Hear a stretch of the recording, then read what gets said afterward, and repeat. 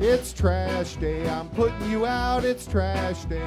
Putting you out, it's trash day. Putting you out of my mind. It's trash day, I'm putting you out, it's trash day. I'm putting you out, trash day, I'm putting you out of my mind. Now I'm gonna clean up, now I'm gonna clean up, now I'm gonna clean up the house. I'm taking all your garbage, taking all your garbage, taking all your garbage. It starts with some beer, so you shouldn't have fear. Two garbage guys with facts, but they both still have tact.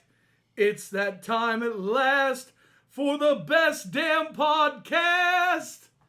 It's Can Crusher Day! And welcome to another edition of Can Crushers. I'm your host, Mark Martinez. Two everyday garbage men talk about beer. No beer. Mark is still not ready for beer yet. Surgery is still kicking Lingering. Lingering. I want to welcome co-host this week. Chad is stepping in. Still do not have a freaking nickname for him. Paul has taken on the duties of being in another play. So he won't be around. With us moving it to Thursday, it's really a little rougher for him. I'll tell you, I had baseball games. We're going to step back for a minute. I had baseball games from last Friday until yesterday.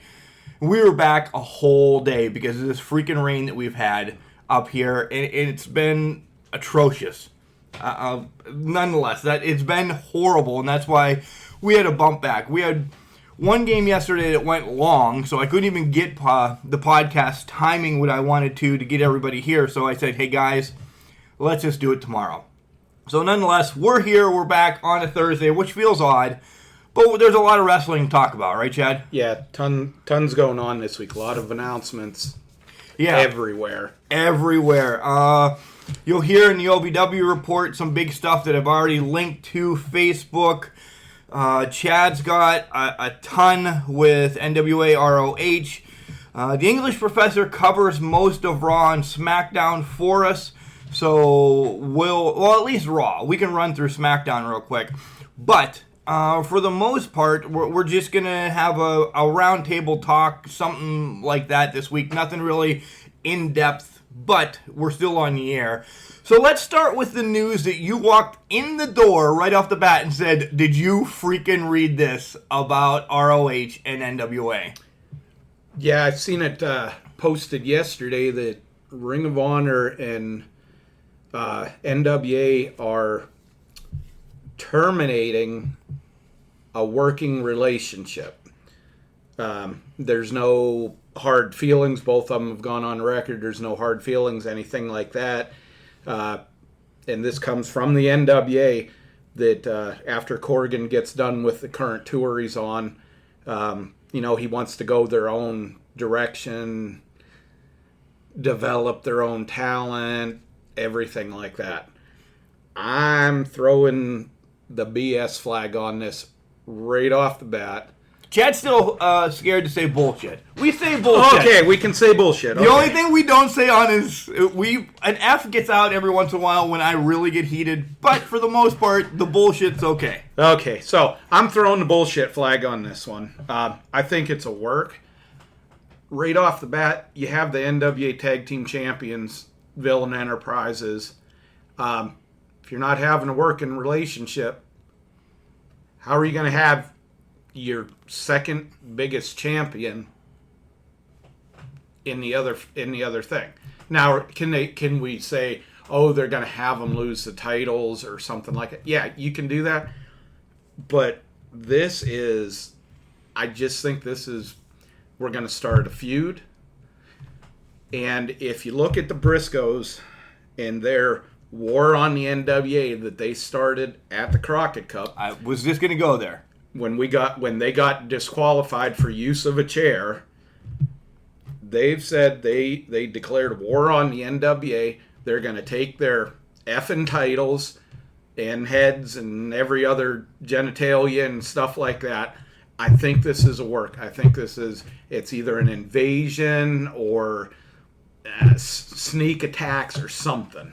I would have to completely agree. Because going, not off record from us, but off record from the masses, we sat in a round table with Jim Cornette and Corrigan, and how many people were there? 100? Maybe? About 100. Yeah. No mass media or anything, but about 100 die-hard fans were there, and Corrigan and Cornette kind of shot around this at the Crockett Cup, and Corrigan was like, we love everything that ROH is doing. We love that we can cross-promote between both of them. We're going to get a show going here at the end of the year when his tour was over. He blatantly said all that, and now they're going to come and spin this 3 months after we were there, 3 months before the show starts. So it's a good segue into, hey, we have a TV deal. We haven't released that yet. And our first show is going to be day and the NWA, and you're going to have Marty and those guys come in and beat the shit out of somebody. Yep. That's exactly where I see it. When I saw that yesterday, too, I'm like, I can't wait to talk about this. I was going to throw it in the MLW subject segment with everything else as well. But now that you're here full-time this week, this is perfect, and I'm excited about it. I'm excited, first of all, because I just love the NWA and what they put on at the Crockett Cup. We are already looking to book our tickets for next year. Anybody wants to go with us, get in the back of the juke and go. But this could work, done correctly. This is turning out to be nothing more than what we've talked about week after week, territories.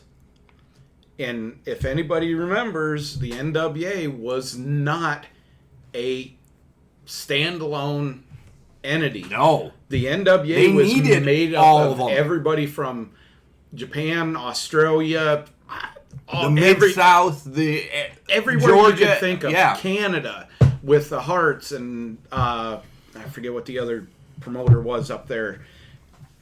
That's what this is going into.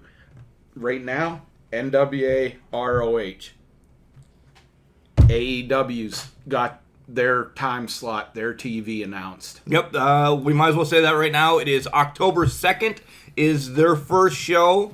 That is a Wednesday night, which we all figured it was going to be a Wednesday. We really did, to kind of go a little bit against NXT. Next big announcement you're going to see is that NXT, and it's out there, folks, NXT is going to be on FS1. NXT and 205 are going to be back-to-back on live TV.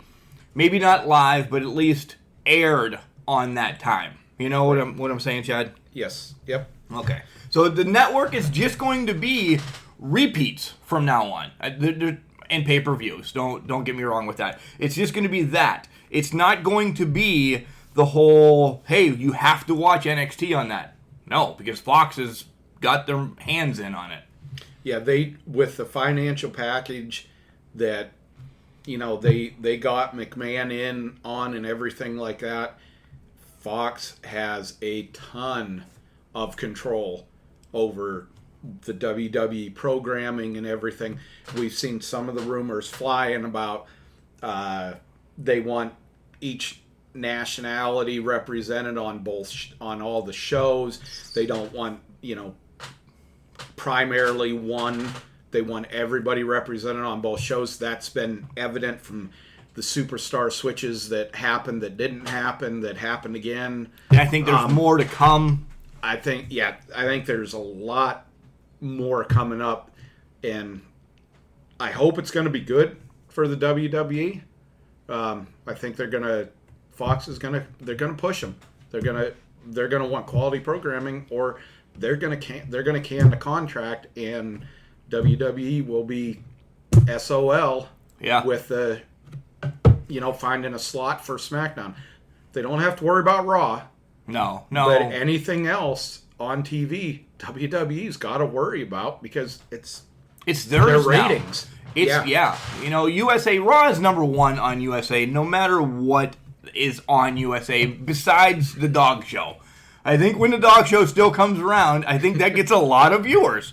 Nonetheless, Raw is USA, without a doubt. If USA would lose Raw, USA might as well become PBS. Because I can watch CSI anywhere else. Ms. and Mrs., my wife loves it, but none, all that, we can do without. Yep. So the whole NWA ROH thing, we think it's a rouse, but I think it could work good. As I think better than the invasion that happened in the WWE with WCW coming in. I just think it's going to be done correctly. It's just false advertisement right now. Is what we're going to call it. I think when they show up, it's going to be at a key point, a key matchup or two, and I want to put it back a few years to when I was stationed in Ohio, and I went to see the 10th anniversary show for Ring of Honor. Awesome freaking show. Got to meet Kevin Steen, a.k.a. Kevin Owens, KO. Jay Lethal, bunch of guys. Super, super great card. And at that point, Scum, led by Steve Corino, was introduced. And you didn't know what the hell was going on. I'm sitting ringside at this, and these guys are, who the hell is this? Who the hell is that? These guys are coming in, and they just obliterated the Ring of Honor guys, handcuffing them, chairs, anything. They just obliterated them. I see it going that way because that was an angle when it first started for the first 3-4 months that was just absolutely awesome, and it brought back the old school ass whippings. Yeah. I see it going that way. I don't see it, here's WWE controlled people coming in on an invasion from a company that we bought and we're going to get rid of, that nobody took seriously. Another little thing, just to stay with this for one more thing, the show that the Rated R Can Crusher, Pat Lapino and I went to in Maryland recently, Aldous was on that show, as well as a couple other people from Ring of Honor were there. The backstage girl with the glasses, I can't think of her name right now, were there, and they announced that they are now, MCW is linked with ROH. They are going to do some future of wrestling shows down there, this, that, and the other thing. Well, now the Briscoes have been announced there recently for August 16th.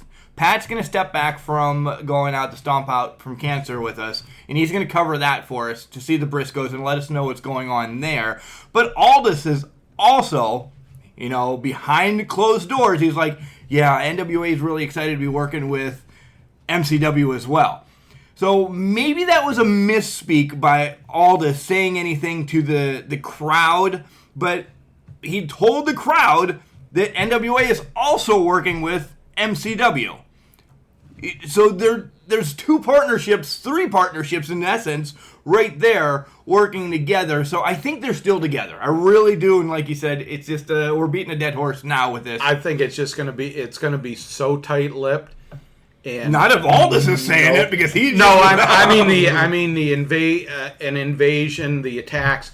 I think it's going to be so tight-lipped. I don't think it's your fans are going to know of this stuff going in. Oh, so and so was cited here, and so was cited here. I think they're going to keep this so tight-lipped. Good. That they're going to blow this program out of the water, and you're not going to know. Blow the nuts off of it, huh? Yeah, blow the nuts off of it. You're not going to know what the hell's going on. And I would not be surprised to see AEW or MLW linked in as well, involved with this. Yeah. I think MLW works well. We'll get to that recap here in a minute. We have 2 more things we want to cover. The Crockett Cup's now out on DVD, which, you guys, if you've not seen it in its entirety through bits and pieces, what was it, $19.99 for the DVD, I think? I don't remember offhand. 99. Yeah. Get on and get it. When we talked about it when we were in Concord, North Carolina, it's probably been one of the greatest events I've been to in forever. It just old school. That's all that needs to be said. It was old school, mid-'80s. The ring set me off as soon as we walked in. I was hugging Chad. I'm like, And Mark- I don't believe this. And Mark's still trying to get me to go in with them and buy the ring apron that they're selling and everything. And The wife won't let me. She just won't let me. mine looked at me when I said something about it, and she was closer to the gun than I was, so I'm backing off. And sad news in the wrestling world, guys. Keep Harley Race in thoughts and prayers. He really doesn't, from what we read, and we're kind of really staying up to date on this because he's a champion's champion. He did a lot for wrestling. He ICU and hospice is being talked. Like we really don't know. Yeah. Harley was back in his time, and before he was a champion to when he became champion, you had to have a champion that could back himself up in case somebody pulled some kind of crap, cinch up on a small package, and try to take the title, hey, if you don't let our guy have the title, we're going to expose the business type deal. There was a lot of that going on. And Harley was one of these guys that he was a champion for that because purpose, of that, yeah. Because he was a legitimate badass.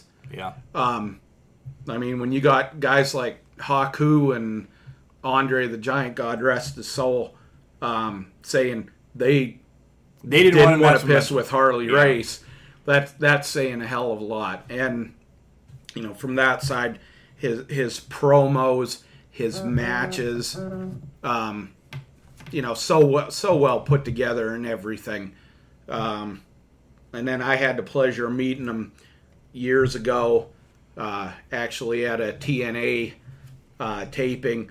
Very nice guy.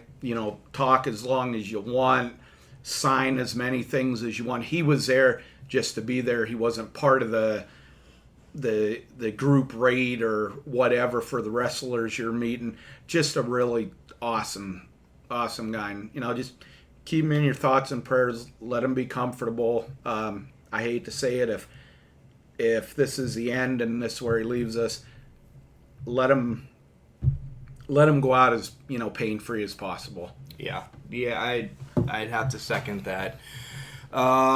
Shifting gears, getting back into wrestling. There's two big events coming up in November that when we get done with this chat, I'm going to show you, and a couple of us are talking about it. Theoretically, we can't do both because they're a little costly. The one's in New York City, one's in North Carolina. Both are, you get the bang for your buck. We'll tag all these in weeks to come when we figure out where we're going. I am going to one of them, guaranteed. We'll just have to see where it is. It's the huge meets and greets and everything. Without mentioning every name right now, before people start jumping on it, they can find it, but nonetheless, we're going to go to one of them. I'm just deciding, Can Crusher wise, who is coming with me, who wants to come with me. I'll put it that way. Hey, wherever we're going, it's wrestling, it's a meet and greets. Like a kid again with this stuff. Right. I'm going. Plus, it's before deer season, so I'm good to go. Well, the one in November really isn't. That's the one that as long as it's before the week after Thanksgiving, we're good. If it's that week, you're gonna want to go to the other one. I'm still gonna go. I'll figure it out. I'll figure it out. Okay. So, all right, guys. As you know, we've been doing our Can Crushers Legacy Wrestling Tournament. I already botched it up. Can Crusher Wrestling Legacy Tournament. It started last week, and we didn't talk to you about it a lot. And this is actually the first that you're seeing the real bracket, because we don't release the real bracket on the internet until kind of the second round, because then people can figure out the matchups, and we don't like that in the first round. But some of these matches that you've been voting on, what do you think of this tournament so far? I think it's awesome. It's well put together. You guys, you put all the second generation guys together, and you just pull out. You don't know who the hell you're pulling out. Who's going to be going against who? Is there going to be a female going against obviously a male, Brilliant! or another female. But I mean, are you going to have a female like I don't know? And this is not a match. Are you going to have a female like Tessa Blanchard going against Randy Orton? That could happen. Something like that. You just don't know, and that's what's really cool, and that's what got me about the tournament, because I always think about this stuff. Second generation, maybe teaming father and sons up, or something like that. Absolutely love it. Yeah, one of the matches we're looking forward. You brought up Tessa is Tessa against Nat. Actually, that's it's booked later on down the line. Actually, the English professor sends me to write this up, and I just 32 days in a row they're posted. I don't look at the day, but Tessa against Nat is one of the matches, and I can't wait till it pops up on Facebook. I really can't, to see what happens, and I'm not going to tell you who I want to win. You should know, but nonetheless. All right, let's transition into MLW, and we'll talk about that, and then I'll do the OVW report and Raw, SmackDown, and then all shit will just derail from there. It really will. So, MLW, Chad, what do you got? We had 2 matches this week, and hour-long show. It was actually only 53 minutes. 53 minutes. Mr. Technicality here. Okay. 53-minute show. 2 matches. But the hour, the 53 minutes was good. From start to freaking end, it was good. And I'll get in when we talk about the matches and what's going for next week. Excuse me. It flowed. It made sense. There was developments. It wasn't just crap thrown together. Right. Well, everything did gel together. It really was. It wasn't an action show. The matches were great. Don't think I didn't mean by that. Sometimes they get 4 or 5 matches on their card for that show. For the 53-hour long show, they get that long. But this was a developmental show to all their storylines. Chad is 100% correct, and I'm scared. Yeah, with that, like Mark said, just when we're saying a developmental show, these matches were still good. Yeah. They were still better than 95% of what the WWE puts out on their weekly shows.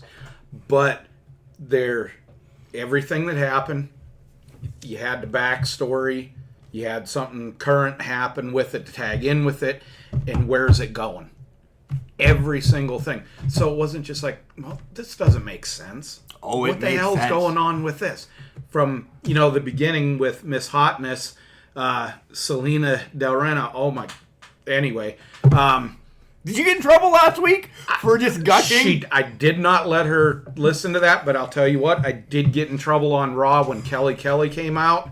Yeah, it was over at that point. But my wife told me, do you know Kelly was going out with Cole Swindell for the longest time? And I'm like, no, I didn't. But I know who Kelly is. I do know who Cole Swindell is. I know a country singer.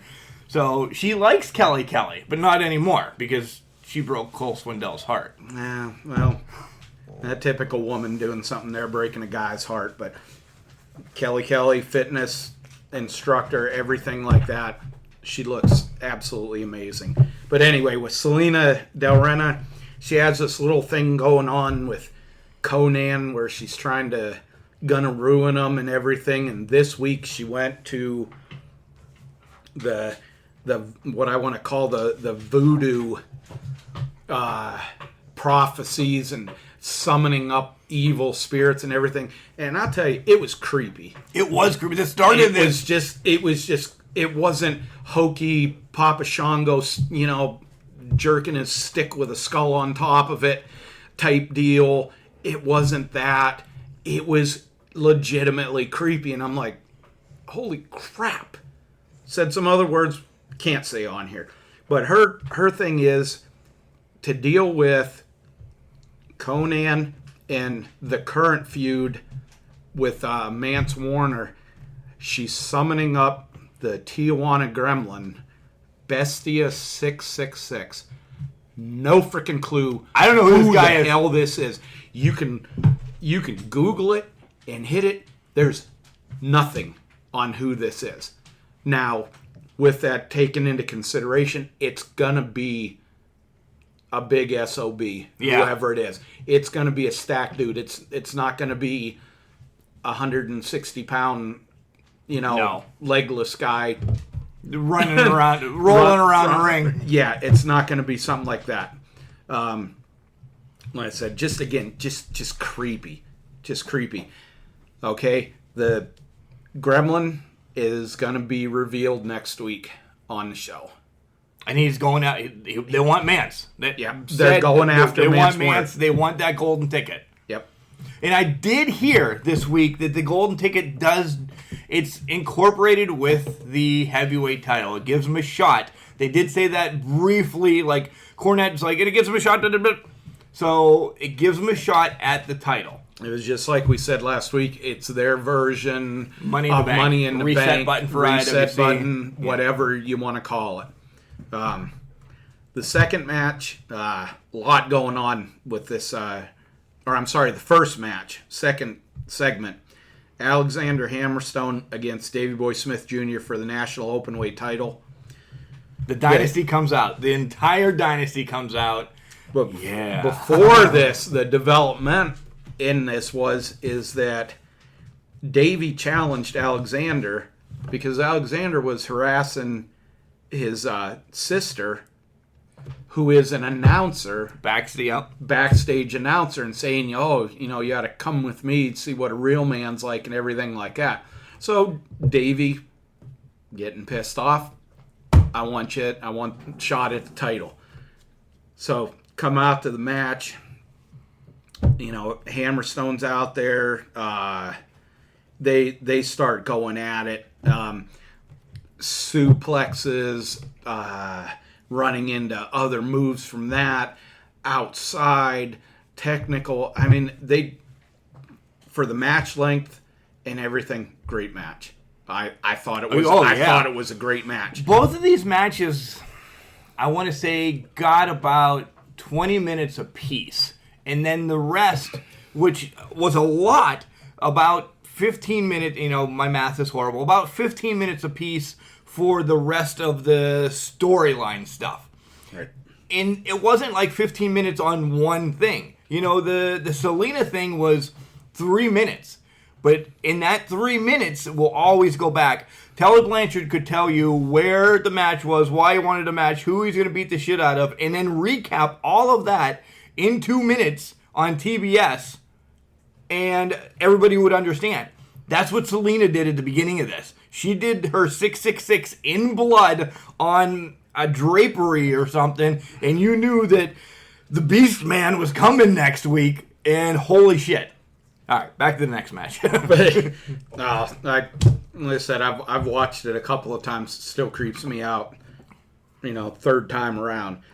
So, match back and forth. There's, the interference, the distractions by MJF, everything like that.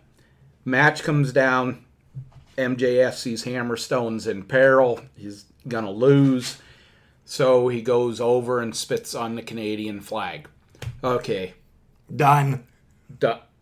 Davey Boy went ballistic. He went out, got that flag, wiped it off, and then just proceeded to beat the shit out of all of them with the flag, thus getting DQ'd. Right. Great way to end it, though. Yeah. Because he still has not taken care of business. Yep. And this is an ongoing thing between them. The attacks back and forth, the cheap victory or no victory, they're just gelling. The Hart Foundation and MJF and Hammerstone, the dynasty. They're just gelling. This is, you don't have to run them into a program and have it done in a month. Right. Because you don't have a pay-per-view coming up 2 weeks later, and 2 weeks later, and 2 weeks later. And they're just creating interest for when their big pay-per-view comes up. And if anybody who's been a wrestling fan for any amount of time, I always go back to the 80s, but that was a heyday of wrestling. They didn't have all the pay-per-views. The product wasn't as watered down. So when you came to a Great American Bash, when you came to Starrcade, maybe one other one or two other ones. I know that Bunkhouse Stampede, the War Games or something. You were vested in the matchup, either side, except for maybe preliminary matches. Just the Pistol Pest Whiteley and Jimmy Valiant. Yeah, or Sam Houston in a 6-man tag and pins Billy Graham or something like that. You were invested in all the main event matches. That's what they're doing with this. Yeah. Storylines, developing it making sense, not some, stupid, hey, the guy's flirting and hitting on his sister and calling him out. Right. Okay, yeah, I'm going to defend my family's honor. The guy's an asshole anyway, so I'm going to go after him. This gives me one more reason. Awesome match. The next one. Los Parks against the Wagners. Well, let's back up to the Vignette by Russ and Marshall Von Erich challenging Contra. The back and forth, the attacks, the cheap victories again. They challenged him. Let's just get this. Let's end this crap. We're tired of all this. Let's get it done in the ring where it should be done. Absolute great promo by these. And when I say kids, yes, I'm an old fart. I can say that. But these are literally kids in professional wrestling. And again, in the professional wrestling world, so to speak. And again, it was 2 minutes, 2-3 minutes. And they made the point. But their dad probably made them talk to a mirror for hours on end to get it down. It wasn't like, here you go, Roman, this is what you have to say. And then Roman, Yeah, it just, you can see, and I say this every week, when these guys, when they come out, they are the best of all of the Von Erichs. Yeah. Kevin, obviously, Kerry, David, and Fritz, the power, the technique, they're using Fritz's move, the claw, and David's move, the claw, and it looks real because these guys have freaking huge, bony freaking hands. So they're covering the guys' foreheads or stomachs when they're doing this, and it looks good. It's not like, Hornswoggle putting the mandible claw on the Big Show or something. Right. It looks good, and these guys are so good. All right. Then you have Mance. Then you have Mance, though. Mance is in the back. Mance. Wasn't Mance the next vignette coming up? Didn't he bounce around or something? I know Mance was on there once again this week, saying he's coming after Selena. He's taking most of your guys out. You're right. You just don't have it written down. I do not have it written down. He came up and he said, "Hey, Selena, I've taken most of you guys out. I know you want this ticket. I don't care who you're bringing to me." And then boom, then we go into Los Parks against the Wagners. Another great match. High flying Lucha Libre. Back and forth again. Thick Lucha Libres though. Not looking so choreographed. Not, the guy waiting for the guy to come off the rope and, standing around there making a pizza or something while the guy's supposed to be where he's, not where he's supposed to be at. Good match. Very, very well put together. And they even had the brawling outside, little bit of tables involved, but not so much that it was ridiculous. Right. And then, of course, it comes Los Parks won. It was a good match. Good match. La Parka still looks good. I was never a La Parka fan in WCW. Don't get me wrong. The shtick that they had him doing was ridiculous and blah. But now that he's transitioned into this again, going back kind of like Heritage, and letting him do his lucha libre stuff instead of rocking it out with a chair all the time. He carried that match when the young Wagner was in the match because he's young. So yeah, he's not a cartoon character like he was in WCW, and God love the cruiserweights in WCW, but they were being treated as sideshow freaks, whipping boys for the flock or this or that, or the NWO and that, as evidence. Even though it was one of my favorite segments, but looking back on it now, Kevin Nash, spearing Rey Mysterio into the side of a trailer, that just, you got to respect these guys and what they've done for the business. That's what they're getting back to with these guys. They're letting them wrestle. And they're not making them out to be a joke like the Lucha House Party which is horrible. Whatever. So again, guys, you can find MLW Monday nights at 7. It premieres on YouTube. You can watch it. Boom. They give you a countdown. If you get on at 6:45 on MLW's page, they say it starts in 15 minutes. It starts in 14 minutes. So you just hang out there. It will start. You can watch it live. Monday nights at 7 o'clock is not good for me. I watch it Tuesdays around 1:30 or so, but it's on there. Watch it. It's free. If you want to watch it on BN Sports, we've given you the ways through the Amazon stick or this, that, or the other that you can watch it. You can watch it that said Saturday nights when it actually is taking part.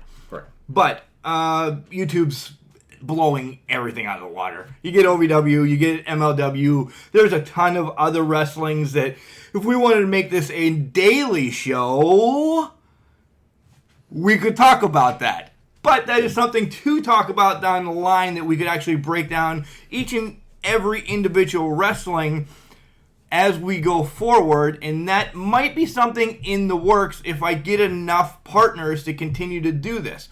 The show length might shorten, but Can Crushers would cover more wrestling and do more and be known more. So that is something always in the back of my mind thinking, that might be the way to go.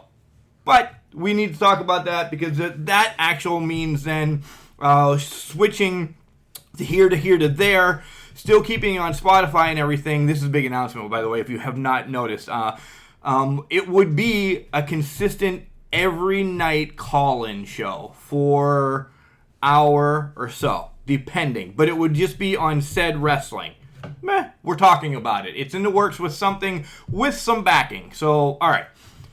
Good? We're good. All right. I'm going to come back here in 10 seconds with the OVW report. We'll take a break, and then we'll come back, glaze over Raw and SmackDown, do a shtick, and then wrap this bitch up. Sounds like a plan. And now for your OVW report. We're recapping OVW 1040. But before we get to that, yesterday, as we should have been recording this show, good thing we had to bump it because of rain and everything in and around our area as the baseball games I was calling got bumped. OVW makes an announcement that on September 11th, they're going to have a live show. Details on the page. Go in and look at it. You also get to hear it right from Al Snow's mouth. A huge event that sold out last year. Amazing talents brought in. We are going to get Chad Miller and or Al Snow on the show to talk about this in the recent future. You're an idiot, Mark. In the near future to talk about this groundbreaking event as well. Next, OVW is now going to go live on TV on Wednesday nights. Huge for the market of Louisville and surrounding areas for OVW. What does that now mean for the OVW network? Does that mean they will actually be having those live on the network as well? These are all questions we need to talk to Chad and or Al about. But these announcements, OVW making huge strides week in and week out. We're not even saying quarterly or annually or whatever. Week in and week out, something is changing on the whole global aspect of OVW, and the presence is known. Guys, we are going to be in Kentucky here in the next couple weeks to cover the OVW draft. We were down for the Combine. On August 3rd, there's an SNS. There's a huge block party. And of course, the draft happens. So this is all we're going to gather as much information as we can from down there and bring it back to Can Crusher Nation so everybody knows what is going on. So OVW starts out as Justin Smooth hanging out in Times Square, taking pictures, kissing babies, and shaking hands. No, he's not doing any of it. He hates people, and he hates me. Not making friends in OVW. Couple of them like me. The champs, not so much. Randall Floyd and I, we're getting there. We're kind of smoothing things over. But on August 3rd, he's going to fight Corey Storm. Category 5. Corey Storm, as Corey won the Midsummer Nightmare tournament a while back to win the number 1 contendership, and Smooth says he's going to kick him in the face. Next matchup, an OVW Classic. Guys, if you haven't watched it, and if you're going to watch only a little bit of OVW this week, make sure you check out the Dustin Jackson Randall Floyd match. Goes to a time limit draw, but these two need to meet again and again. The battle is there. The storyline is writing itself between these two. This is money in hand for OVW as what they could do with Randall Floyd and Dustin Jackson. Unbelievable match. Corey Storm does come out and he addresses the crowd about winning the tournament and how he's going to beat down Smooth, but then out comes Jay Bradley, and Jay Bradley says, hey, I'm here. If I beat you tonight, I should be number 1 contender, and I am the best heavyweight champion, the best heavyweight in the world, and I could become the best heavyweight champion in the world. Jay Bradley, him and Kelly, my wife, still have a hit out on me, looking to share that life insurance money. Shiloh and Thunder Kitty are on a date throughout this whole show, and it gets a little graphic at the end. Not worthy of rated R superstar graphic or rated X Can Crusher graphic, but wow, Shiloh and Thunder Kitty ready to spread their wings. And now we have the TV gauntlet. Lutz and Cove are out there fighting, and Lutz wants Cove to lay down for him. They scuffle a little bit. Cove tries to get him in the corner, but pulls a Goldberg, knocks himself out. Lutz drags him in the middle, gets the 1-2-3. Lutz now takes on Maximus Khan. Cove still laying around. Khan gets it going. He really does. But Cashflow and the Hood Ninja come out and pull Khan out of the ring and cause a count out. Could have been a disqualification on Lutz as well, but they just let it go as, Lutz wasn't really doing anything anyway. So Lutz moves on to take on Drew Hernandez. Cove still laying dead in the corner. Drew tosses Lutz over the top rope. Ref doesn't see it as he's putting a bandana away. Drew tries to choke him again with the bandana, but instantly turns around to see Drew throwing Lutz over the top rope again. Gets disqualified as we are back to NWA rules, which is what I like. You shouldn't be able to throw people over the top rope any reason. So Hernandez is tossed, and now it comes to recent Can Crusher interviewee KTD. He's trying to pick the bones of Lutz. He goes to the top rope. Lutz gets up, knocks the ref into KTD. He falls down, takes a hard hit off the eye. We'll have to check in with KTD to see how his eye is, because he took a bump in pictures recently on the old social media outlets. KTD's eye not looking too well, and Lutz gets the win because of that. And then out comes the biggest man that Lutz is going to have to fight in this gauntlet, and it's Big Zoe. And Big Zoe is coming out with a purpose. You've seen an attitude adjustment. You've seen just a little bit different Zoe, not dancing and bebopping around. He is there for business, and he destroys Lutz. And we have a new OVW TV champion in the form of Big Zoe. Could him and Cash Flow and Hood Ninja be bringing the band back, because they all showing a little bit more purpose in OVW. Valerie Verman comes out and she's telling everybody she's taking Meg down. August 3rd is her time, and she is going to take Meg down. And here comes Meg. Meg says, "Oh yeah? Oh yeah?" When Valerie hauls off. "See you later." Meg gets into the camera and she's yelling. And Valerie comes back and hits her in the back. Nothing. Meg turns around and shrugs it off, and Valerie is gone once again. Another huge match for SNS on August 3rd. And then you have a big main event in the form of Category 5, Corey Storm against Jay Bradley. Let me tell you something, folks.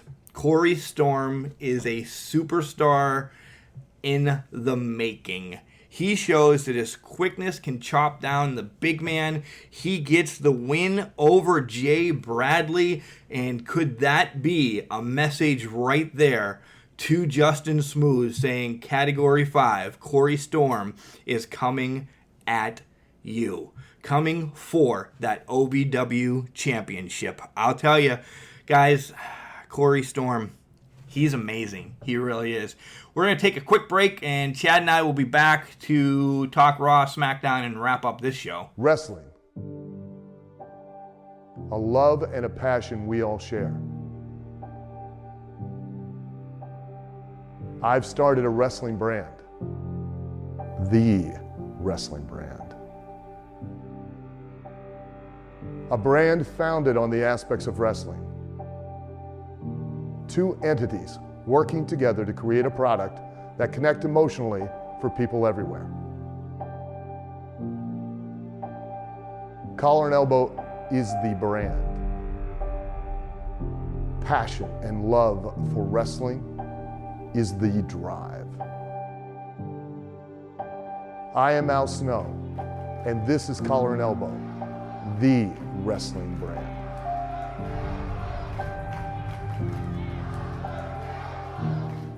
Hey guys, how's it going? This is Danny from OVW, your future women's champion, and you are listening to Can Crushers Podcast. I hope you all have a great weekend. Go out there, go kill it, and be a badass. All right, welcome back to Can Crushers. OVW is a little bit crazy with all that information that they let out. If you just heard the promo, you kind of put two and two together as who the spotlight guest will be tomorrow. Yeah. All right. So the Raw reunion show, as I said off air, the English professor touches a lot of it, but we can just skim over it. I'm going to give you my to-dos, and then you give us your to-dos, and we can bounce SmackDown off each other real quick. I knew from the get, they started pumping out everybody. Look at Hogan, Nash, it's all going to be there. I thought, if you're looking for a wrestling show this week, you're not getting one. You are not getting a wrestling show. So sit back and just take in the old school stuff, or air quote legends that are going to be on the show. The nostalgia. Yeah. Some of the people that they've dubbed legends, and I don't want to go too far into this because this is taken away from the English professor, are horseshit. Some of the legends are not even jobbers. And I know they don't like that word. I apologize to the rest, but that's how I felt right then. So I just took back and I thought, don't take notes on Raw, just watch it. And it was fun to see them come out. But would I have liked to see Rikishi dance? Yes, just because. Not medically cleared. To dance. It was released that he was not medically cleared to dance or do a stink face. Oh, well, we got to see the Uso stink face. Just to take it as that, it was fun. If you watch the matches, not one heel won. No. Drew McIntyre, if you want to say his match, but it didn't even start. He just obliterated Cedric Alexander. So it wasn't a match. Nonetheless, on paper, it sucked. But just to sit back and say it's one of those shows, I was all right with it. And all right is the highest I'll go. Go ahead. I'm passing the torch. I have about the same feeling on it. You know, it was cool, the nostalgia, see the, you know, a lot of the guys back. To be honest, if you really looked at who was there, you've seen them recently to semi-recently on the damn shows anyway. It's not like there was any surprises on who was going to be there. No, the list was out the weekend. Who was there? Yeah, it was just a show. Not absolutely horrible, but the only thing that saved it from being absolutely horrible was Kelly. Oh, I like Caitlyn. I'm a big Caitlyn fan. I've always been a Caitlyn fan. And I've always been a Kelly fan. Seen her when she was with Mike. I forget his last name. Awesome. No, Knox. Mike Knox before in ECW and that, and she come out. You know, she was just a kid out of high school then.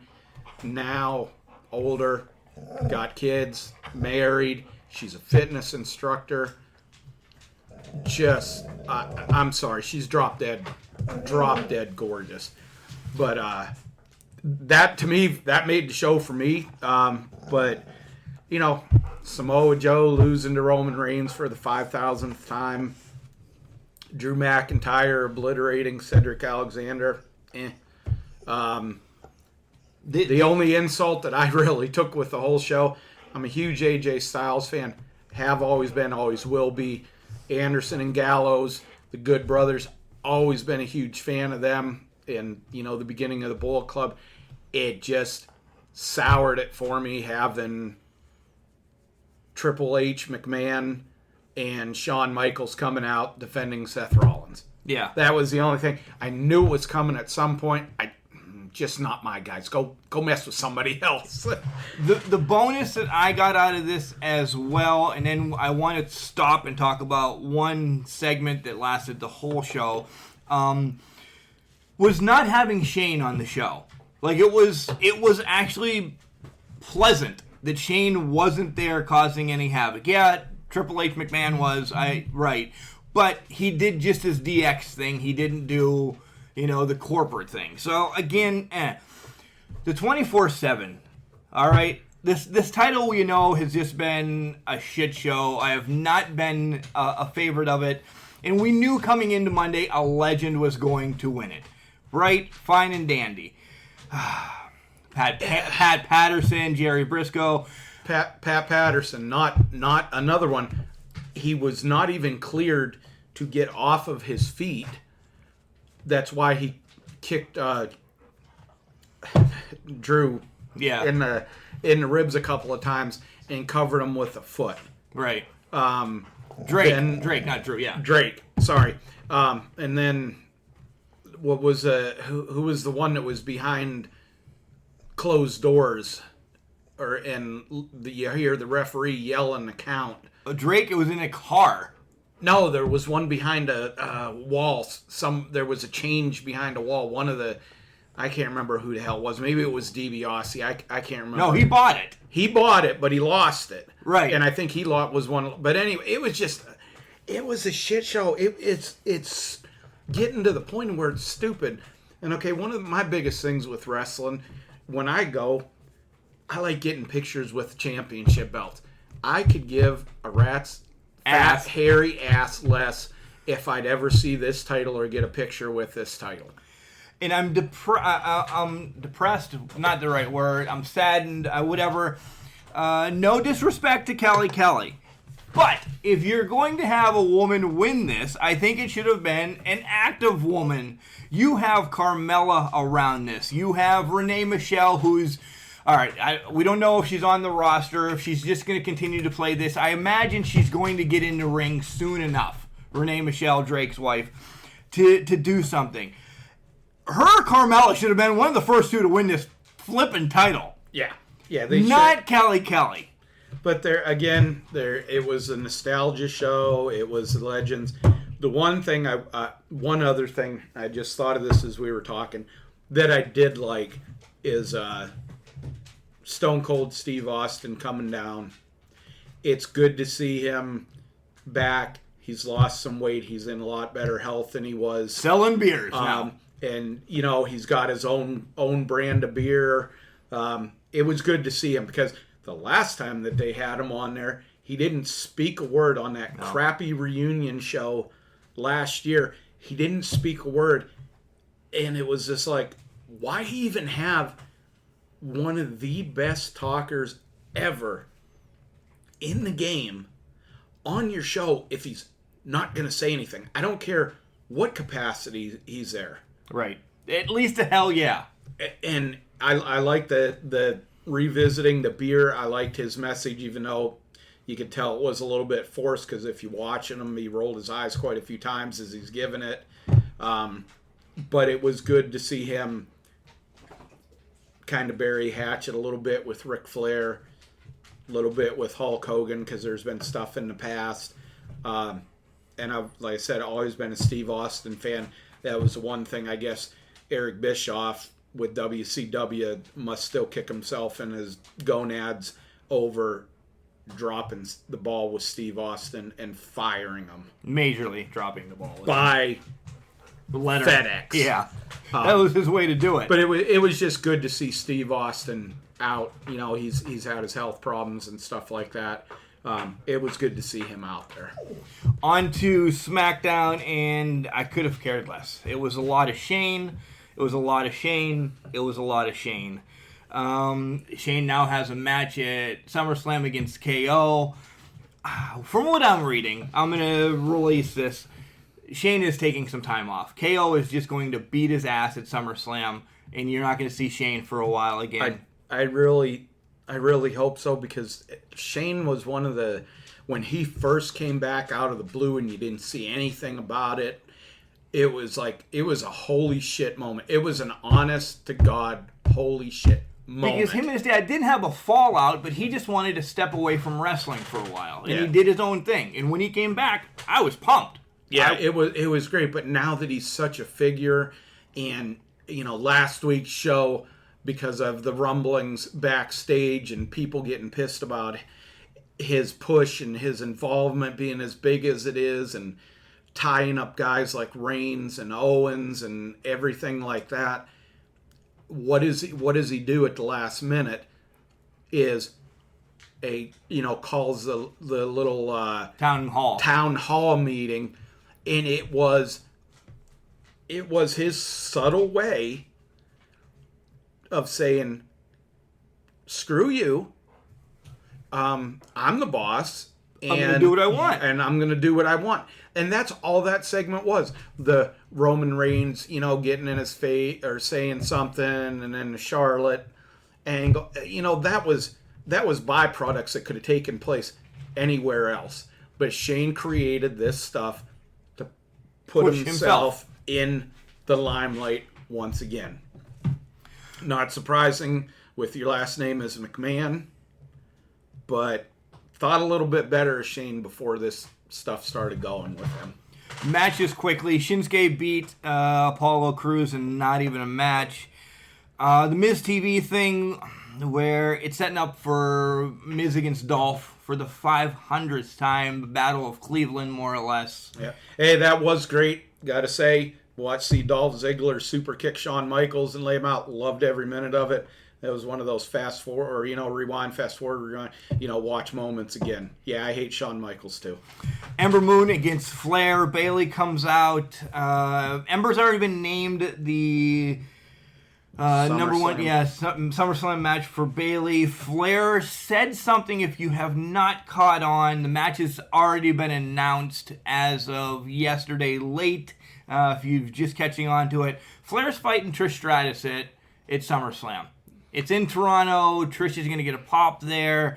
Does Trish get the win? Probably not via WWE rules. You don't get a win hometown. I I'm gonna go against the grain. I'm gonna go against you on that one. I think Trish gets the win, just because it's Trish. This isn't like, I dare say, and I love Bailey. This isn't like Bailey in her hometown or Tamina or any number of the guys or stuff like that. This is somebody, I want to say, unfortunately, at the time that, Vince had googie eyes on and everything like that. But I think Trish gets the win. I think they continue with Charlotte snapping. And I think she beats the hell out of Trish. Somebody from the current roster comes and helps, because they gotta get her back into it. Yeah, they got to get her back into it and try to get her back in. Hopefully bring her back in with something that makes sense. So attack Trish, start beating the hell out of her. Who comes down to help Trish? Sasha. Do we bring the big gun back in? Bring Sasha back in? What are they going to somebody from NXT? Kofi challenges Randy at SummerSlam, but so much is going to happen before then. This weekend, guys, Saturday night, there's a live event. Smackville is taking place, 9 o'clock. It's Kofi, Dolph, and Joe for the title and a couple other matches. It's just a live event, so don't expect a lot out of it. They're only going to probably show 2 things from it in the long haul anyway. Yeah, it's going to be something along the lines of Dean Ambrose's goodbye. Not the Raw version or SmackDown version, but when they had that, there was a special on. Yeah, a lot of people didn't catch it, and they had like 3 or 4 matches on that. It's going to be something like that. Hour and a half. So if you don't have anything to do Saturday night, crack open a beer and watch that. It shouldn't be horrible. Finn comes out, he doesn't understand, but he does understand, but he doesn't understand why Bray attacked him. They have history, but they were friends, and then they don't have history. So this is just a convoluted mess of whatever. It's bringing Bray back in, and Finn already has requested a couple months off just because he's been not carrying as like the number one guy, but he's been present on both shows for the last year. Yeah, he's been taking, people, giving them the matches that they need to further themselves. With Finn, interesting thing has come up through that AJ Styles has made him an offer to come back or to come in to the club. The OC. The OC. Which is retarded. Yeah, it reminds me of that little kiddie show that was on. But AJ has offered him a spot if he wants to come in. So does this kind of play into he leaves for a little bit. And in return. And then returns. Is a bad Finn, finally? As a bad Finn. Maybe comes back like who was it? Sheamus, the last time he came back. He comes down and helps out the good guy and then beats the living hell out of him in the ring. Just a thought. I like what they're doing with the new Bray. I do, but I think in time it'll get old. And I just think they had a money grab with Bray when he first came in, and they dropped the ball on that. Yeah, when he was the feud with John Cena, for the most part at the beginning, and as far as I can remember, even into their steel cage match where he had the kids coming down, lights went off, and the kids come down and they're singing, he's got the whole world in his hand. That was creepy. Money though. But it was great. But of course, it's Cena, so that kind of got destroyed, and then Bray becomes Matt Hardy's lackey in a tag team. They lost the ball with Bray almost as bad as what they have with Roman. Why nobody wants Roman to be pushed. Years ago they should have had that WrestleMania or not WrestleMania Royal Rumble before the Roman's match against Brock Lesnar was a perfect example. That's where he should have won. He was so freaking hot. White hot. And they should have had it, and they should have run with it. But McMahon, being McMahon. I'm going to hold out. All right, so that's Raw and SmackDown. Here comes the English professor. We'll be back to wrap this up however we can. Bruno Sammartino stood in the corner at ringside as David Sammartino battled Brutus Beefcake at WrestleMania 1. Unlike Arnold Skoland, who is a stone-faced manager who sat in a chair, Sammartino moved around his corner, shouted instructions, lowered and raised his head as necessary to get a better look at the action, and put his hands up as if he were the one needing to defend himself and not his son. You could feel the senior Sammartino almost wishing he were the one in the ring, absorbing a double axe handle from the future barber, but knowing that his son had to fight his own battle. And Bruno let David do just that. That is, until Beefcake threw David out of the ring, where luscious Johnny Valiant picked him up and slammed him on the Madison Square Garden floor. Then, all bets were off. Bruno wasted no time in running around the ring to defend his son. He slammed Valiant's head off the mat and threw him in the ring, where he continued his onslaught with a barrage of punches. Beefcake jumped in to save his manager, but a fully recovered David made his way back into the ring to protect his father. Suddenly, as Bruno worked over Valiant in the corner, the MSG crowd was taken back 10 to 15 years and reminded of the days when WWF champion Bruno Sammartino battled the likes of Luscious Johnny and his brother Handsome Jimmy. The villains fell out of the ring, and Luscious Johnny, still punch drunk and walking sideways, took a wild swing at a security guard and then another at a police officer. The living legend stood in the ring and offered the heels an opportunity to finish this fight. But as far as they were concerned, the fight was finished. Beefcake and Valiant continued to sell the stiff-looking, unmistakable Sammartino shots as they made their way to the dressing room. David was fine. He did everything right in an effort to carry a pretty green Brutus through their match. But Bruno was Bruno, and the Garden loved Bruno, especially that day. Trust me, I was there. Bruno Sammartino remained in the spotlight following WrestleMania. Actually, he never fully went away. After his retirement, he and Vince sported matching canary yellow sports coats and called the matches. Following a match, Bruno would conduct ringside interviews that had all of the charm of a reporter with no real questions, talking to an athlete with no real answers. Fortunately, for many of those interviews, the Grand Wizard, Captain Lou Albano, or Classy Freddie Blassie were there to speak for their proteges and add some color and personality to the promos. In other instances, if Bruno interviewed his old tag team partner, Dominic DeNucci, or Salvatore Bellomo, they'd speak Italian to each other, effectively pulling in a major segment of their audience, while also excluding the rest. But Bruno still had something left in the tank. He was in great shape, and he was relatable. He didn't have 24-inch pythons. He wasn't 7'4" and 500 pounds. But he was an everyman who worked hard and achieved success, and fans wanted more of him. So the WWF would sprinkle him in here and there. When Hot Rod continued to antagonize Bruno with insults about the legend smelling like garlic and calling him a stupid wop, Bruno shoved Piper back into his chair, causing the Rowdy Scott to fall on his shoulders and flip head over heels. To this day, in my opinion, it is the most realistic shove I've ever seen in pro wrestling. It was the kind of shove that would start a fight in school. It was a shove that let the other person know you were done fooling around. And it did start a fight, as Roddy grabbed a chair and bashed it over Sammartino's head before tearing his shirt to pieces.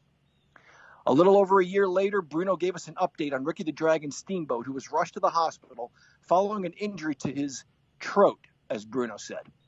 He called Macho Man a piece of slime and said there was no reason to do something like what Savage had done. The Macho Man crashed Bruno's report and asked if they took the hot dog to the hospital and slapped some mustard on him. Yeah. Well, apparently this talk of Franks and condiments was enough for Bruno to lose his marbles.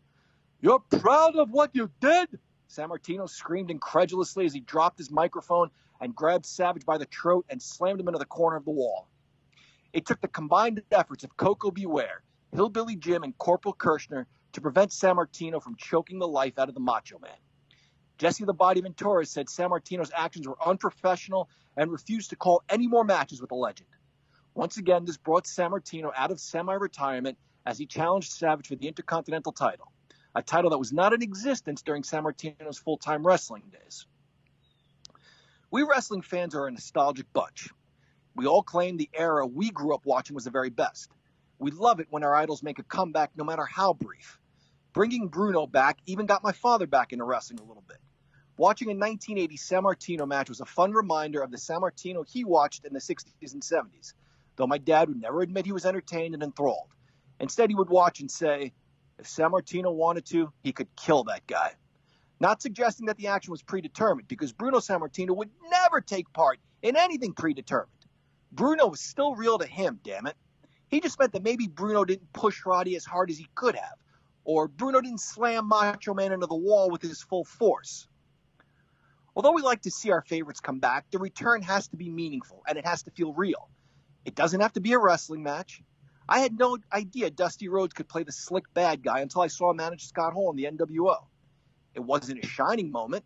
Fans will always recall hard times. But then we remember Dusty was also a part of the NWO, and we think, oh yeah, that wasn't that bad. When Arn Anderson introduced Ric Flair to the Nitro crowd following Flair's long legal battle with WCW, as Pat Patterson would say, the crowd went banana. Flair and Eric Bischoff have since spoken of their real-life disdain for one another, and they used that to fuel the promo. Rocky Johnson jumping in the ring at WrestleMania 13 to defend The Rock ended with the Soul Man throwing jabs at the Iron Sheik while doing the Ali Shuffle. You get the idea. Nostalgia done right can be fun and entertaining. Nostalgia done poorly can be a dud. But nostalgia used as a punchline is disgraceful. And that's what the Raw reunion was, as they mocked wrestling history with insulting reenactments and phony skits. There wasn't one angle that moved forward thanks to appearances of the legends. In fact, there wasn't one match or story that was better because of their involvement. If anything, their involvement made the matches and skits more cringeworthy. If the 25th anniversary Raw was trash, the Raw reunion was all the garbage bags piled on the sidewalk in my Brooklyn neighborhood on a hot July day during the sanitation disputes. And then a bear comes along and craps on everything. Immediately, the show failed to deliver any promises. There was not a rap battle between the Usos and John Cena as promised. Cena dropped one rhyme. The rest were back and forth burns that I kept expecting to rhyme, but they never did. Fatu never danced. And even if he had, to what end? It would have done nothing to further anyone in the ring. In the last 15 years, WWE has resembled an old man with few remaining days and a desire to see old friends. And then when his friends get to his house, he plays jokes on them and makes fun of them. The reason Fatu didn't get a chance to dance is because the Revival crashed the party, which of course led to a tag team match because, you can't just book a match. There has to be a stupid reason, like, you didn't let me dance, so now you have to fight my sons. The match ended with, wait for it, a super kick. Imagine that these days. Charlie Caruso interviewed R-Truth, who, as always, acted like a buffoon. I hope this guy's laughing all the way to the bank. Hulk Hogan said, when you wrestled Mr. Perfect, you checked your ego at the door because you were going to get schooled. The moment R-Truth looks into the camera and bugs his eyes out and puckers his lips, we know he has checked his ego at the door, along with his heart, his dignity, his manhood, his pride, and any shred of self-respect he ever had. His stupid 24/7 title continued to change hands throughout the night, with Pat Patterson winning his second WWE title nearly 40 years after his first. Of course, Michael Cole, being the mark that he is, referenced Rio de Janeiro. Fellow stooge Jerry Briscoe won it in a non-televised match, as it appeared cameras weren't where they were supposed to be to capture the match. Or maybe because these guys can't move very well anymore, the cameras arrived as Briscoe held the title over his head and shuffled down the hallway. Despite a complete lack of cause and effect, Briscoe found himself on the floor pinned by some lady, who then tapped out to Alundra Blaze, who used some kind of choke or crossface that looked more like a 16-year-old girl hugging her bestie from behind. Blaze was about to trash the belt when the $1 Million Man offered to buy it from her. We get it, Vince. You own the world and you're throwing it in our faces. I still remember how I felt when the evil twin Hebner counted Hulk's shoulders, despite one shoulder clearly being off the mat. I remember the hurt and disbelief as Andre the Giant surrendered the title to Ted DiBiase. It seems Vince is in a hurry to crap on everything before he dies. It's not that we fans can't laugh at ourselves. We do it all the time. The other Can Crushers and I will often laugh at the preposterous wrestling stories we once believed as children. But we laugh because of how real it felt at the time, not because we're mocking it now. During the rest of the program, Legends, which for some reason included Alicia Fox, continued to make useless appearances. Two of the best wrestlers anywhere in the world squared off as Seth Rollins faced AJ Styles. Jerry Lawler was out of his league on commentary. The match was too fast for him, so he did what many of the legends do. He resorted to his one-liners and catchphrases. The problem was his jokes were stale and didn't fit the mood of the match. DX and the Clique appeared at ringside to increase the odds for Seth Rollins, and suddenly AJ Styles and his cronies were scared. Guys with tree trunk chests and coconuts for shoulders were afraid of retired, out-of-shape former athletes. There were a couple of moments during the course of the night that were entertaining. Just in case we were starting to like Bray Wyatt, he puts a mandible claw on Mick Foley. The reason this worked is because it was quick and to the point, and it utilized a retired special guest to forward a story. But soon we were back to appearances for the sake of appearances. Guests danced or stood awkwardly while Real American blared over the crowd. Hulk Hogan and Ric Flair stood in front of a line of wrestlers, many of whom MF'd them over the years in YouTube shoots. But on this day, all was forgiven. The Hulkster, with nothing of consequence or substance to say, botched a couple of his famous catchphrases. Then the glass shattered and Stone Cold Steve Austin came to the ring. For me, this was the best part of the evening because it felt like the only thing that was real. Austin remained in the Stone Cold character that millions of fans loved and missed as he climbed each corner and smacked beers together before slamming them down his throat. He stayed in character as he thanked the fans and the crew, and consistently acknowledged the women's division, twice referencing the brotherhood and sisterhood of pro wrestling. He delivered a speech so heartfelt while maintaining his persona that I believe that what I was seeing on TV is who he really was. Steve Austin still has the emotional and physical ability to entertain a large audience. Many wrestlers from his era and before don't have either attribute. That's why I'm glad Bret Hart chose not to accept the invitation to this debacle. I feel many of the former wrestlers embarrassed themselves. Alundra Blaze, who worked brilliantly with Leilani Kai despite only having less than 5 minutes to tell their story, was graceless during her segments. The $1 Million Man looked like he was just there for a paycheck. I wish WWE would stop these fake attempts at recognizing history. They embarrass the former wrestlers and expose the WWE as desperate for ratings.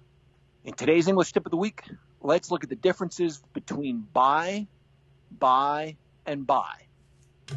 That is BY, BYE, and BUY.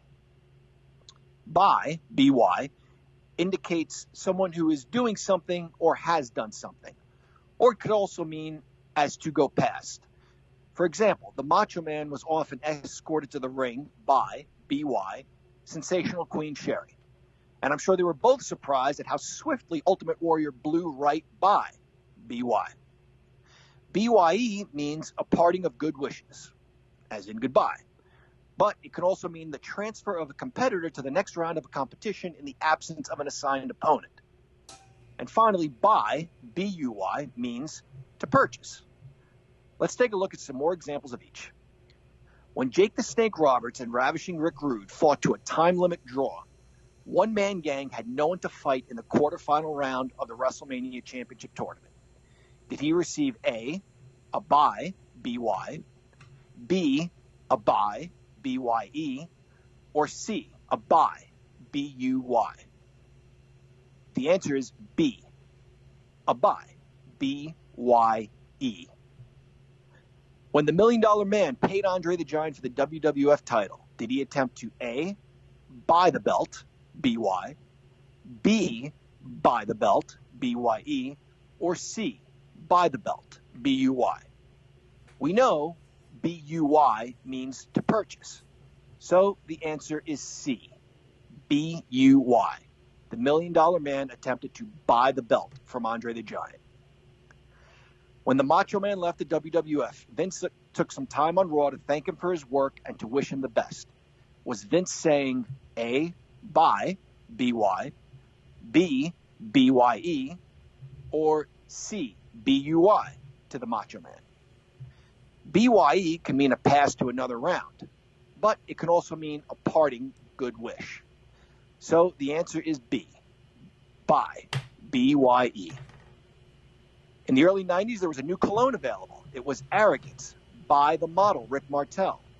Was the cologne A, by Rick Martel, BY, B, by Rick Martel, BYE, or C, by Rick Martel, BUY? BY indicates one who is doing something or has done something.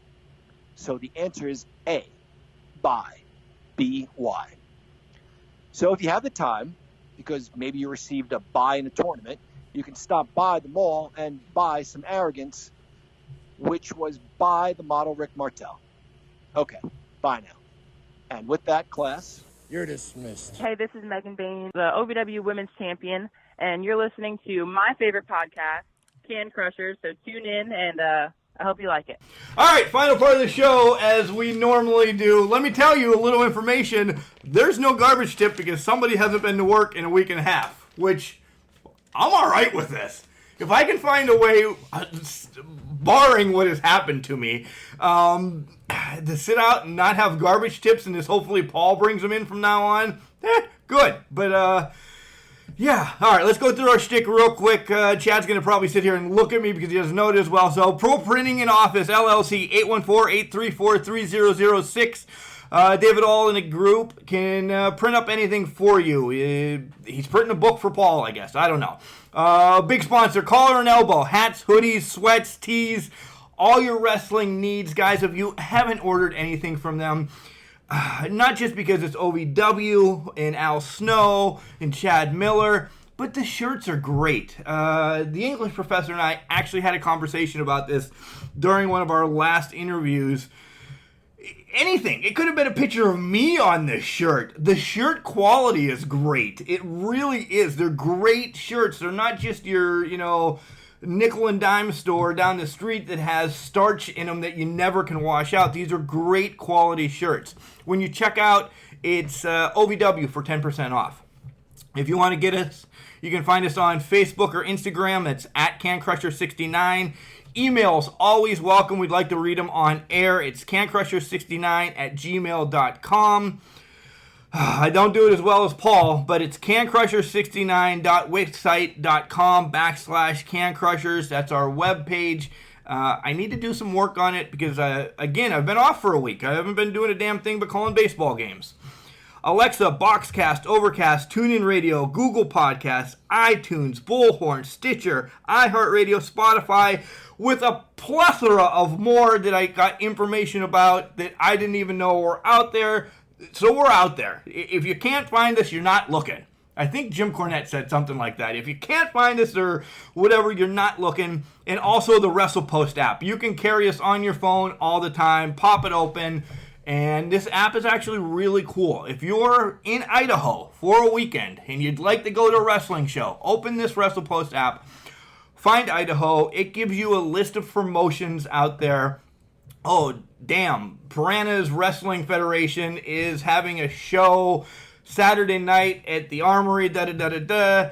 Here's a way to get tickets. If you want to go see some indie wrestling, you should have this app. It tells you anything and everything.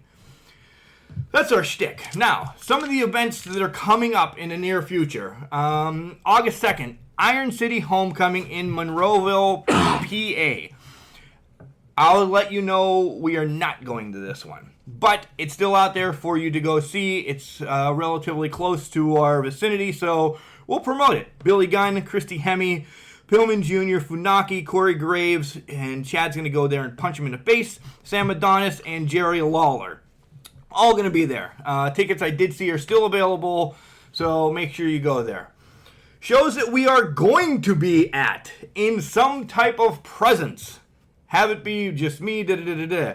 Guys, Stomp Out Cancer 3. It's August 16th. All proceeds go to Cancer Foundation. It's at the Stronghold Arena in Lamont Furnace, Pennsylvania. Next week, we are going to announce how you can win the 2 general admission tickets that we're giving away to the event. We'll announce it next week, and you'll have said time to do your shtick to get it to us so you can go. A Bullet Club member will be in attendance that night. And if you don't like wrestling and you just want to support the Cancer Foundation, just go. Send a donation. Do something. This is something near and dear to my heart. The next one that we will be in attendance for, and hopefully in droves. August 24th, it's Asylum Pro Wrestling in Clearfield, Pennsylvania. It is a benefit for Crazy Shay. If you heard last week, we had Fleck on the show. He gave us an update, reaching out to maybe somebody next week to find out, or even Crazy Shay next week, because I have an event with him already planned. He burned his face in the whole fire bit that he does, and then his fiance hit a bear on the way to the hospital. So they're in some need. You can find their GoFundMe on our page. Just go back a couple days. It's on there. Give support however you can to Crazy Shay. Also, on August 24th, we might be sending somebody down to this one as well. It is Imagine Pro Wrestling in Altoona, Pennsylvania. And what I know right now is Sam Adonis will be on that card. So, that's what's going on. That's what's up. Chad, nothing. He's looking at me like, Mark, you didn't let me say anything about this. The August 24th, you will not be there in attendance, right? No, I will not be there. I'll be on my way to Maine for vacation / a bear hunt. You could have got the bear that... That's expensive when you take them out with a car. It is. It really is expensive when you take them out to the car. You can ask Crazy Shay about that. But so much coming up in the near future with Can Crushers. A subtle hint. Shirts are coming. Place the order. It's a minimal order for the get to see how they go. I'll publicize the girl's name who is doing everything for us. A little bit of a change going on, but shirts are on their way. So a lot of them are spoken for already due to the fact that the whole nation sitting around this table needs them. But if we like them and we continue with them, I will be able to place orders with said money afterwards, and it'll just be a rolling thunder. And hey, just a thought out here, along with shirts, anything else you'd like to see the Can Crushers logo, stuff like that on, if anybody has any ideas, shoot them out to us. Yeah. Guys, this is going to be a call as well.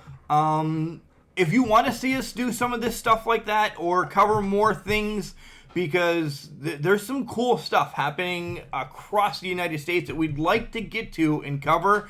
If you go to our Buzzsprout page, okay, there is a little blip or a little button in the corner that, you can donate. You can help the Can Crushers out. Any little thing helps. It goes into a PayPal account, and then we'll use that to make more merchandise, to cover more shows. Yeah, it's out there. I've talked to other people on podcasts.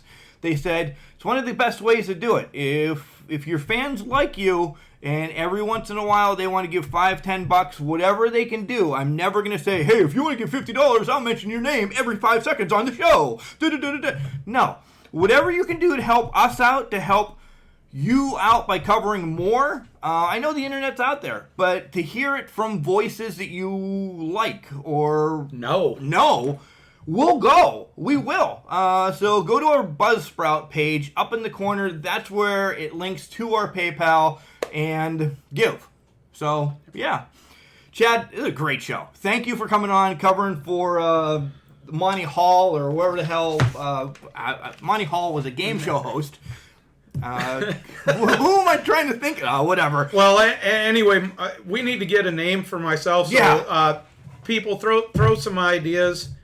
Just as long as it ain't anything referencing a McMahon. You know that's gonna happen now. I will not let it happen. Piranha is on the show. Guys, it's been great. Sorry for any inconvenience that you were looking for us yesterday, but now we're on today. The spotlight will be on tomorrow. And remember, just because you're trash doesn't mean you can't do great things. It's called a garbage can, not a garbage cannot.